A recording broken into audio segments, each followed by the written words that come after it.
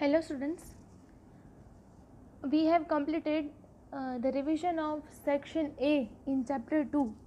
Today we are going to start revision of section B in chapter 2 only. Chapter 2 में हमने section A का revision complete किया है. Section B का revision आज हम स्टार्ट कर रहे हैं. हम जो भी रिवीजन कर रहे हैं वीडियो में आपको रिवीजन भी दिख रहा है और आपका जो होम असाइनमेंट है वो भी दिखाई दे रहा है. तो आपको जो होम असाइनमेंट है वो टाइम टू टाइम करना है और रिवीजन जो आपकी नोटबुक में लिखना होता है वो भी आपको लिखना है. तो और टाइम टू टाइम वो जो है वो सबमिट भी करवाना है. सेक्शन बी में first question is what is called goods. Goods क्या है? तो the items in which the trader is trading are called goods. The items in which the trader is trading are called goods. Question number 2. Which type of account is depreciation account? Depreciation account किस type का account है? तो depreciation account is a nominal account. Depreciation account जो है वो nominal account होता है.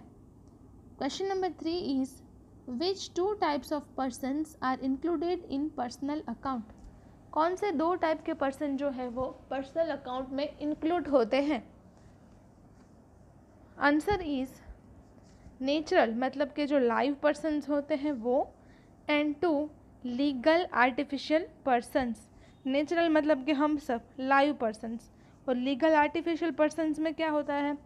कोई कंपनी है कि कोई भी ऐसी चीज़ है जिसका लीगल एग्जिस्टेंस है तो उसको लीगल आर्टिफिशियल पर्सन बोलते हैं.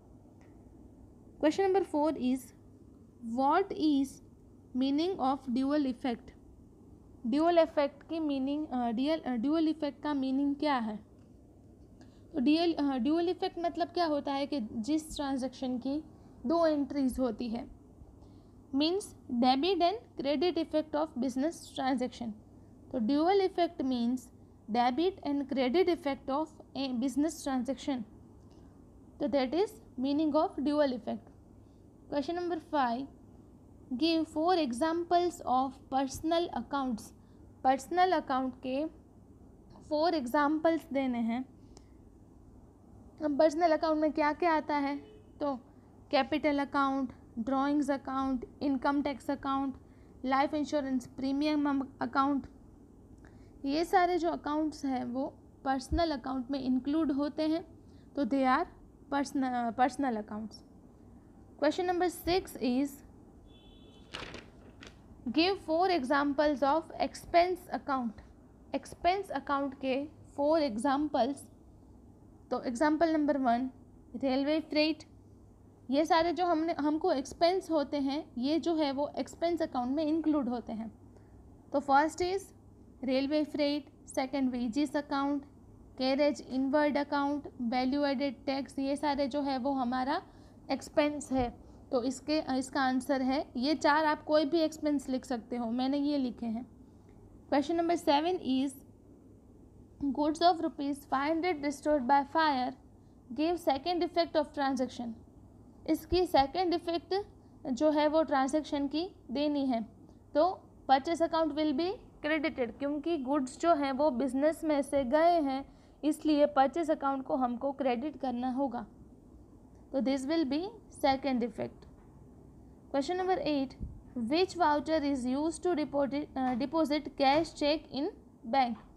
कौन सा वाउचर है वो डिपॉजिट करने के लिए यूज़ होता है? तो pay in slip is use to deposit cash in bank. Pay in slip जो है वो बैंक में कैश डिपॉजिट करने के लिए यूज़ होती है. तो हमने आज 8 क्वेश्चंस जो है वो कंप्लीट किए हैं अकाउंट्स में. वो जो सेक्शन बी में इंक्लूड होते हैं वो हमने किए हैं. आपको होम असाइनमेंट में ये जो 8 क्वेश्चंस हमने आगे मैंने सॉल्व करवाए वो भी लिखने हैं रिवीजन में. और ये जो क्वेश्चंस हैं 8 क्वेश्चंस आपकी स्क्रीन पे आपको दिख रहे हैं, ये क्वेश्चंस भी आपको लिखने हैं. ऐसा कंपलसरी नहीं है कि हम जितना रिवीजन कर रहे हैं उसमें से ही एग्ज़ाम में आएगा.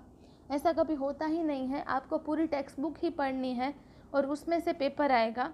रिवीजन तो आपका पूरा चैप्टर रिवाइज हो जाए इसलिए होता है। ऐसा कभी भी नहीं होता कि पेपर उसमें से निकलता है। तो आपको प्रिपरेशन सारी करनी है, लेकिन रिवीजन आपको 110% यूज़फुल होगा एग्ज़ाम की प्रिपरेशन के लिए।